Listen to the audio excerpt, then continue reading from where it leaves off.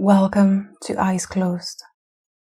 This experience is here to take you each week into the energy world and let you feel it, sense it, and experience it for yourself.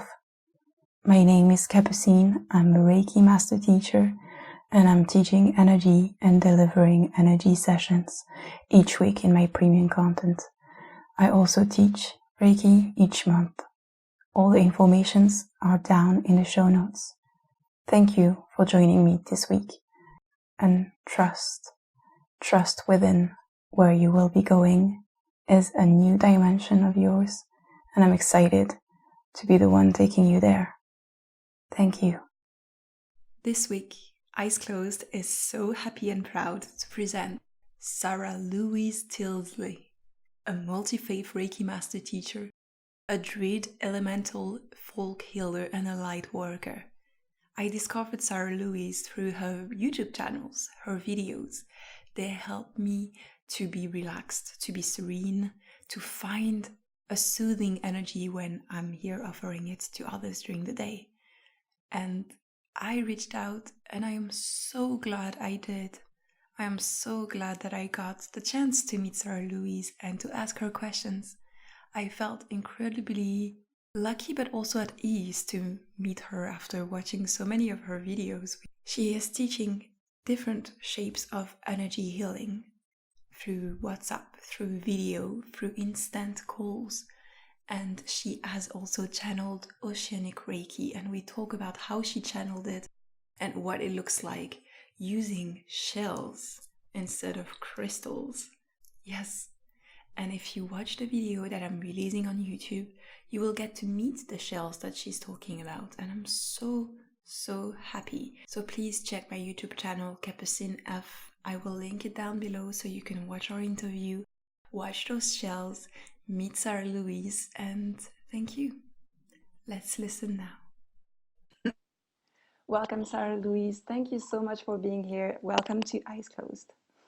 Thank you for inviting me. I'm glad to be here. It's so nice to meet you and to meet a fellow healer. And you have so many modalities, so many different ways of, teaching and learning with us, healing modalities. So I wanted to say first, thank you so much for your videos, for all of your content on YouTube. It has been so healing for me. And I want to ask, how did you first get into energy healing?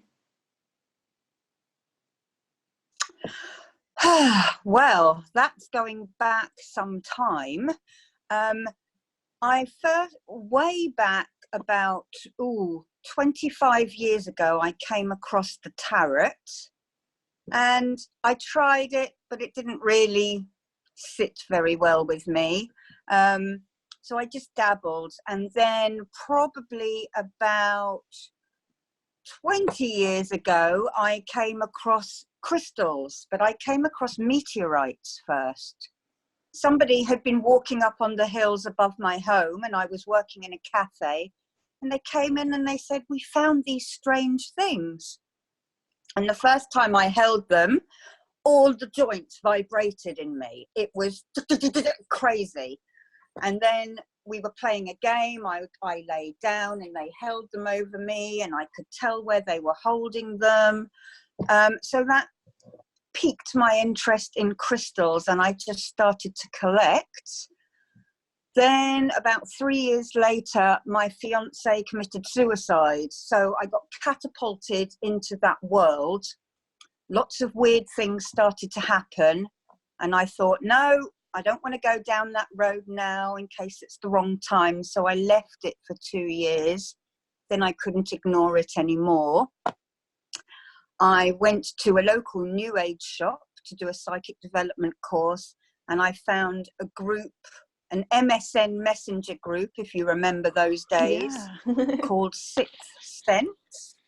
If any of you know Neil Cooper's videos, he was running the group, and it turned out we lived a few towns away. Then my hands opened, and it felt like space. You know, when you see astronauts flying through space, I imagined that it felt like that. So I thought I'd better go and learn what to do with them. So I went and found a Reiki course, fell into it. So that's how I became interested. But I did have a Reiki treatment. I had no idea what it was. I had an operation for a ruptured colon, and all my stomach muscles were messed up. And I literally went into that Reiki session hurting and came out not hurting. That's how I got into healing. That's so wonderful. And I can see that right now, of course, you're talking about your Reiki course, but now you're doing so many different, so many different things. So you, of course, you had a Reiki healing, then you taught, but how did you decide to become a teacher yourself? Well, I tried not to become a teacher. I had a very strange dream where I was a little Mongolian or Tibetan child with an older man, and I would see black shapes flying in. Now, my grandfather was a priest who was an exorcist as well, and I inherited his tools. And I think in the back of my mind, I knew that I would have to do this work, and I tried not to do it. So I spent 2 years saying, no, no, no. And then all these people were coming to my doors for help with ghosts and spirits. So that's when I really decided to go and learn about this kind of stuff. And I suppose the first course that I came across was Reiki Seichem, which was Egyptian. And I did that because it was local to me. It was 3 streets away. You know, it could have been any other healing for any other Reiki. There are over 500 types of Reiki, apparently. But that was the one that I fell into first. I did Reiki 1, then I left it for 2 years. And then I knew it was time to carry on, and I did 2 and masters. Then I decided to learn Tai Chi and Qigong, which really taught me a lot about healing and Qi as well. And I also started up doing a Druid course because my spirit guide has always been a Druid. And things went from there. But in the beginning, I was always interested in the elements. It was shamanism and the elements. And then I realized I did 4 different kinds of healings which corresponded to the elements. So I've gone full circle now. Yeah, that's wonderful. Do you want to talk about your Druid training and all of, because it is so much into your videos. We can see so much, Celtic. Okay. Do you want to talk about it? I can. I'm a dabbler. I love different cultural paths. I think, I've studied pretty much most cultural paths, I think, I've read up on. But I wanted something from my land. I stand on English soil. I grew up in Bermuda, swimming on coral reefs, but I'm English. So I thought, I want something from my land. And I had a Druid spirit guide. So I made contact with another lady who was in America, and she told me about the Order of Bards, Ovates and Druids, OBOD. You can find them at druidry.org, and they have a distance learning course. So I enrolled in that, and it's an amazing course. I would recommend anyone interested in the path to do it. And you get lessons sent to you each month for you to complete in your own time. And basically, when I got to the end, it said, now is the time to go out into your community, because I was a solitary practitioner. So I went and found the local Druid group, and I've never looked back, really. And now I run a pagan meetup in a pub once a month for local pagans to talk to each other. But they all find it a bit confusing because I'm a Christian as well. So mix and match. Yeah, you are dabbling a little bit everywhere. That's so Uh, good.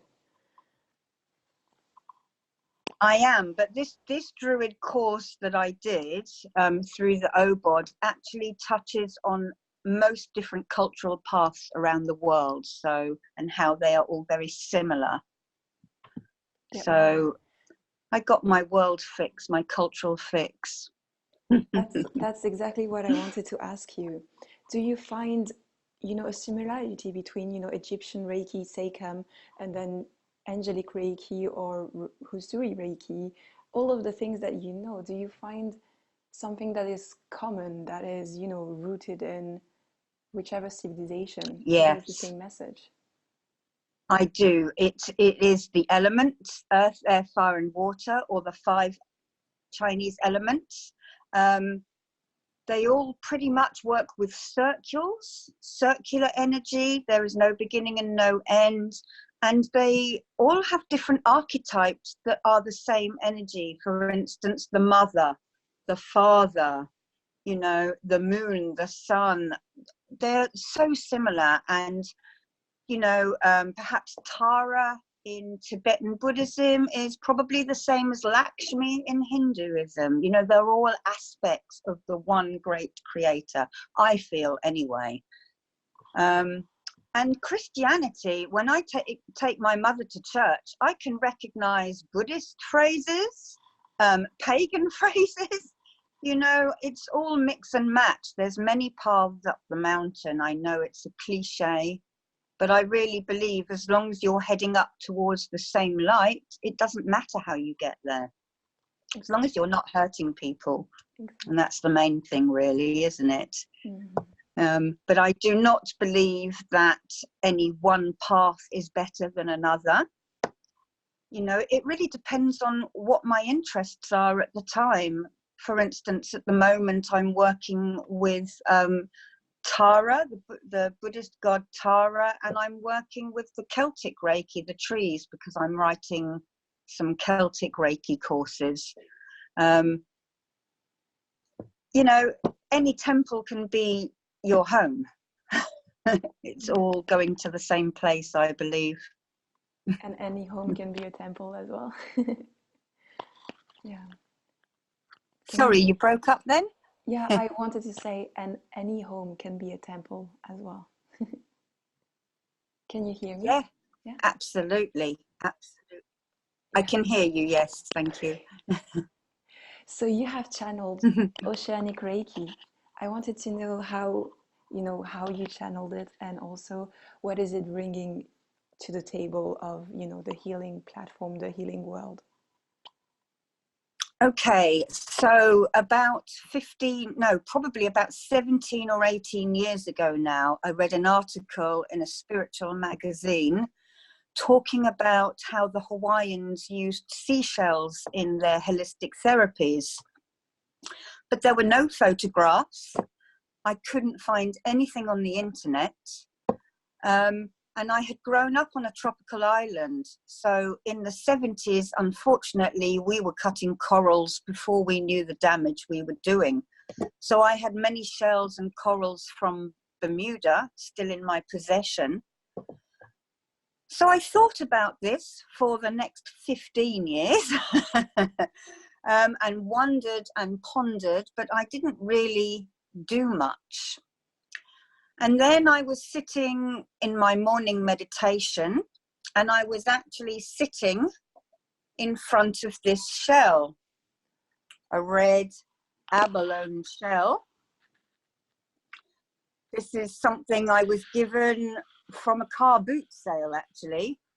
And I realized that it was emitting energy, I think through the light frequencies and color, but also it works on a vortex, so it works anti-clockwise, like an eclipse would work. It pulls a different way. And I could feel this chi, and it felt warming to me. And so I phoned my friends and I said, I need guinea pigs, I need victims, in inverted commas. I joke, I call them victims, to come and try this out. So all my long-suffering friends came around, and we started to practice with this shell and a few others that I had. I then did find something on YouTube which involved a tiger cowrie. Now, probably most of us would have had these in our bathrooms in the 70s and 80s. And I saw a Hawaiian lady working over someone with a shoulder injury, and they were pulling the chi out. This works on intent as well. So I started doing this to friends on various injuries, and we would find the shell was heavier afterwards.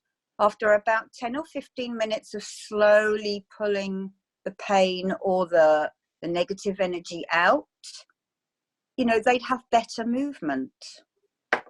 This shell was also doing the same. People's arthritis was becoming easier as well. It was healing cuts on a finger. I had a very bad cut. It healed the cut overnight, not completely, but the skin grew over very quickly. So I literally started to research all the different shells. I found 2 other seashell shamans on the internet, both using them in different ways to me, but with the same results. One of them was a marine biologist. And I started looking all over the internet through the many cultural religious books I have over the law, the ancient law of seashells. And we literally started like that. A friend of mine came up with the name. And on a storm, on my star sign, which is Pisces, I went down to the beach on the full moon in my sign. I got a bit of driftwood. I wrote a request to the sea gods for clarification for Oceanic Reiki symbols, please. And I stood there in the storm and I threw it onto the water as the tide changed. And instantly all these symbols were coming into my head. I had to then run home, type it up and write it all up. And that was at 12 o'clock lunchtime. I next looked up, it was 3 o'clock in the morning, and I had the bones of the course there. So the next thing was to try it out on people. I had some willing friends who came, and we spent the next year working on defining the shells and the course, and Oceanic Reiki was born. We still haven't had the master course. We know the shell, but we can't work out how to use it yet. So 1 and 2 are ready for the public to use. But 3 is not ready, but we are getting very good results. People are sleeping better. I put wave music on, you know, within 5 minutes, they're snoring on the couch. They are telling me that their stress levels are reduced. Aches and pains are getting better. And anxiety is, you know, falling away from them. So we're using a mixture of the hand and smaller abalones. This is too big to hold in a hand. I have smaller ones. And we're sort of using them together, and we put it down when we need to and pick it up. Clients can choose shells that they like. We have different ones. This is a South African turbo shell. So I also use a play on words. This will activate a chakra and help it to move if it's not moving correctly in a steady way. Whereas if they pick this cone shell, it's a very rapid healing. It's got a pyramid kind of shape, so it amplifies. Students lie with them on their forehead. They joke, mess around with unicorn energy, but they spiral in and spiral out with them. So it's been a work in progress. It still is a work in progress. Different people come up with working with shells in different ways. So we then write that down in the course as well. It's been a journey, and it's still a journey. So yeah, been very thrilled with that. And really, I'm a Pisces. I grew up on tropical islands, and I'm trying to make good with the corals that my father cut. We're incorporating the corals into the healing as well. So yeah, so that's my baby.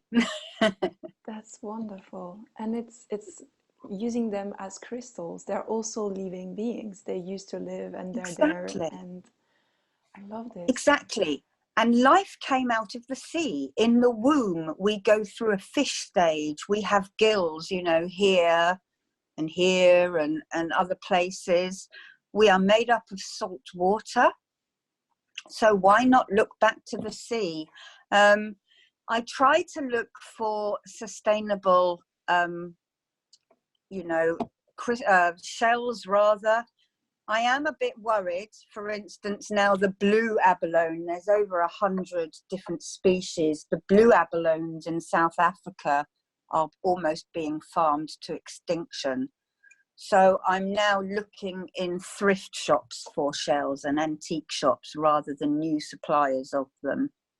But they're gorgeous, aren't they? And they've got pearl energy. This is all pearls. You know, this is made out of the same stuff as pearls. And they are the jewels of the sea, aren't they? I mean, they're gorgeous.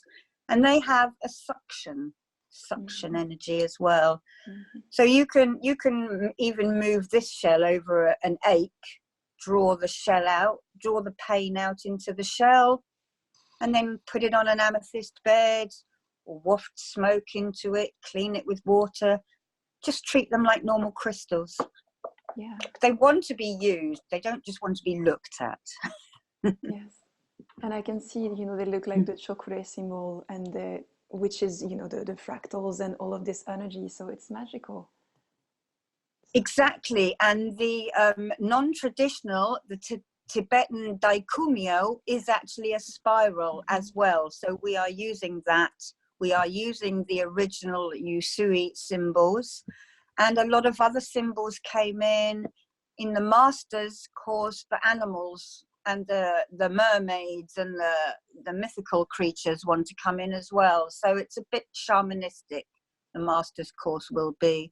So it does incorporate druidic kind of healing too. That's so beautiful. And they have secrets. They are ready to give their secrets as well. Like with druid energy, I always feel yes, like... and go on. Yeah.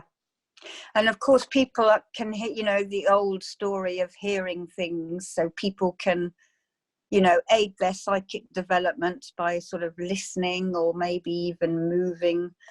You know, it's a work in progress. We still have a lot to learn. So, so that's that. Yeah. And they're called shelter, you know. But also some of these... Sorry. Exactly. Yes, I hadn't thought of that. Thank you. But I did come across a psychotherapist who had a bag of seashells on his table, and he would see which one the client picked up. For instance, if they picked up a clam, you know, they probably had trouble opening up and talking. He would use a word play as symbology. If they picked a mitre shell, they might be struggling with their religion or their spirituality.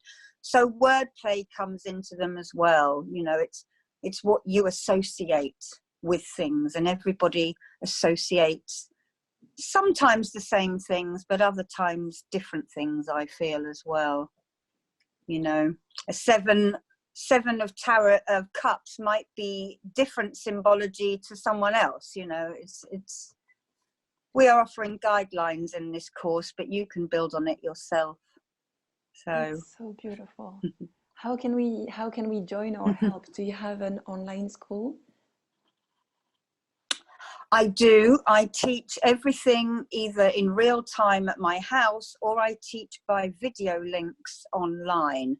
I am in the middle of transposing all of the courses for online, but I would like to teach it across WhatsApp.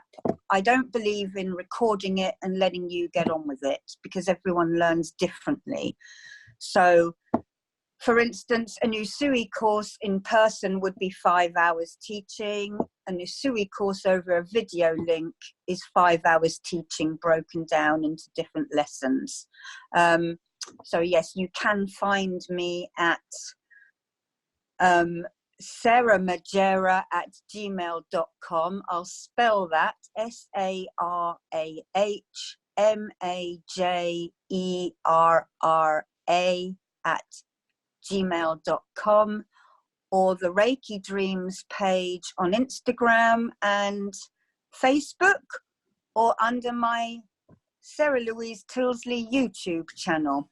All the information will be in show notes, how you can get in touch with me on the videos. Yes, thank you so much. And what are you going to learn next? Do you have a new healing modality that you want to learn? Well, funnily enough, in the last 2 years, I've been on a massive learning curve. Suddenly, these last 3 Reikis, the seashell, the Angelic, which is the air element, and now the Celtic Reiki made their presence felt in my life. And I really feel that I actually do too much now. So I'm going to fine-tune all of these. At the moment, I'm working on Celtic Reiki, which is the tree healing. I'm bringing in, Qigong techniques, which channel the energy. The actual Celtic Reiki was discovered by a druid called Martin Pentecost in the 90s. And I'm just refining that, really. So I'm going back to landscape healings, which I have not done before, visualizing a landscape and channeling that to the client. You know, and that could be a desert, it could be Antarctica, whatever they need, which the guides put into my head. Or if they say, well, I really relax, you know, on the downs or in the woods, you can channel a whole landscape to them. So I'm very excited to be exploring that at the moment. And the goddess Tara has been coming into my head randomly. I didn't really know her, even though I've studied Tibetan Buddhism since I was 14. I somehow missed her. And she has been telling me that she wants us to use her in her healing. She wants to bring through lotus healing. She has very many different colors. So I'm starting to work on that at the moment. And I've got a lot of research on the goddess Tara to do. That's so good. But really just fine-tuning things and making them, you know, easier to learn and remember, because, you know, there's a lot of information on all of these. So working with the elements, giving the best to my students and my clients that I can, and keeping myself and my vibration pure. And of course, in my day job, I grow food for people. I'm a vegetable and fruit gardener, so I'm just about to head back into the gardens. That's wonderful. And that keeps me grounded and healthy. Yeah, and working with plants once more. Exactly. So I'm going back to the Celtic Reiki and back to the land. And don't let the word Celtic put you off. This works with all plants. You know, you can channel a ginkgo tree or a Japanese acer. You know, it's the techniques really, rather than the landscape of these isles. Of course. So that's what I'm working on next. Very excited about that. And I run some psychic development groups here locally. And I'd like to get a regular healing circle up on my video, but I'm a bit put off by all the trolls that seem to hijack it each time I go on. I'm sorry about this. I know you can close the chat or something like this. You can, no?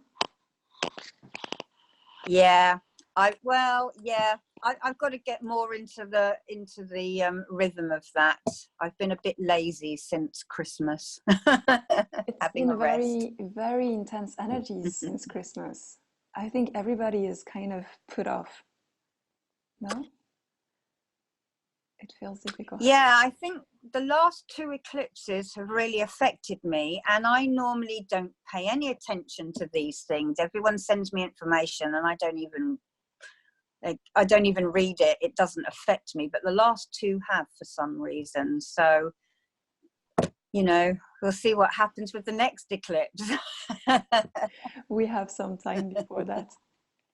Thank you so Yeah. much. Thank you so much for joining me and for answering my questions.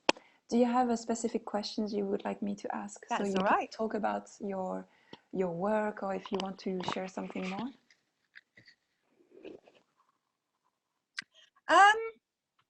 Not that I can think of. I hadn't come across your podcast before, so I've listened to a few of them and I've really enjoyed them. When did you start doing this? Oh, I started last year in May. I mean, the podcast. Okay. But I started healing and learning healing 3 years ago, something like this. And it was really interesting, but it's when I started teaching it that everything became very much stronger.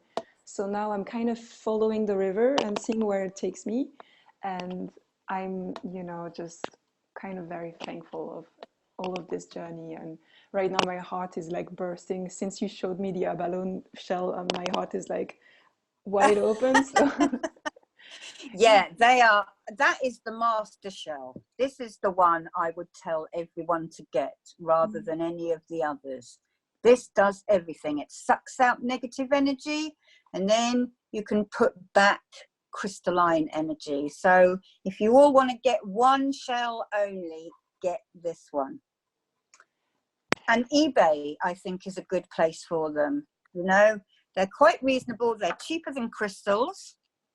And they're lovely to look at, and I believe that you can use anything from the natural world for healing. They even put snake venom into heart attack patients. If you know how to use it, I think you can use pretty much anything. Even just going out into your garden if you've got a headache and sitting underneath a tree will get rid of your headache. Yes. Or it will help you to anyway. And looking at the beautiful flowers, even if they have no medicinal qualities, they heal you by looking at them. They're lovely, sunny and pretty. But don't be put off. I will say this to new healers. My Tai Chi master said to me, don't worry if you can't feel chi. Imagine that you can feel chi. And in a week or 2, you will feel chi. Just trust that you're doing good and trust that your healing is working and it will work. It's exactly. So my motto, where the mind goes, chi flows. That is my Tai Chi master's motto, and I've pinched it from him. Thank you so much for sharing this one. I love it. Thank you. Thank you so much. So where are you? Thank you. I am in the south of England. I am literally an hour and a half south of London. It's very easy to get to me by train, and I live 3 blocks away from the sea.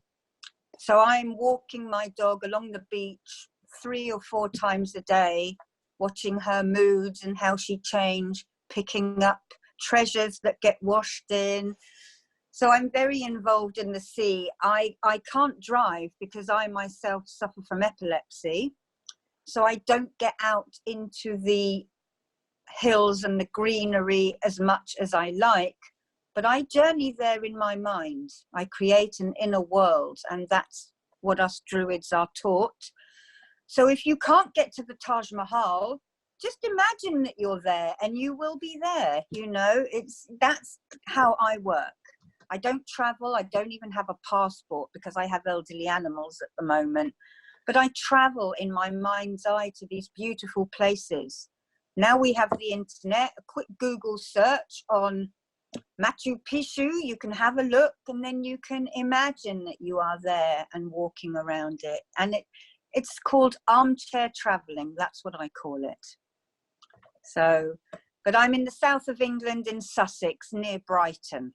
So if any English people would like to come and see me, it's always better to get a Reiki attunement in person, but now it works really well across the internet, now that we can all see each other. I did internet attunements before we had the cameras and people felt them. Yes, yes. And I now do them real time on the camera and people are feeling them in a stronger way. So it's the intent, it's not the actual action. I've even dreamt that I gave a Reiki attunement to a police lady that I knew, the most logical person on the world who would not believe in this kind of thing. But her guides obviously wanted her to have it. So I dreamt I did the attunement on her. I never told her, but I trust that it helped with her job with the general public in some way. I hope so too. Thank you so much. So living by intent and, giving the sea your desires and seeing that it can happen instantly. That's so beautiful. Yeah. Thank you so much. Yeah. Thank you so much, Sarah.